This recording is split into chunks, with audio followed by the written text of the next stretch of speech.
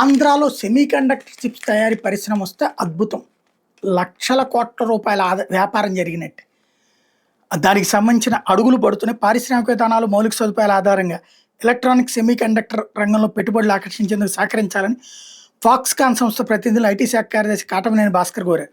ఆయన నేతృత్వంలో రాష్ట్ర ప్రభుత్వ ప్రతినిధి బృందం తైవాన్లోని తైపే నగరంలో పర్యటించింది. అక్కడ ఫాక్స్కాన్ ప్రధాన కార్యాలయం సందర్శించింది. దీర్ఘకాలిక భాగస్వామ్య ఒప్పందం కుదుర్చుకోవడం ద్వారా సెమీకండక్టర్ల తయారీలో సాంకేతికత, నూతన ఆవిష్కరణలకు సంబంధించి సహకరించాలని ఆ సంస్థను కోరినట్టు చెప్పారు.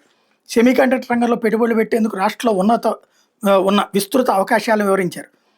అలాగే తైవాన్లోని హించూ పార్క్ని అధికారుల బృందం సందర్శించింది. హించూ సైన్స్ పార్క్తో సహకారానికి ఉన్న అవకాశాల మీద allied association for science park industries secretary general Wayne వాంగ్తో చర్చించింది.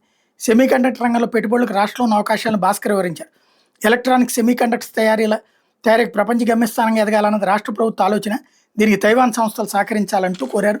ఓ ప్రయత్నం జరుగుతోంది.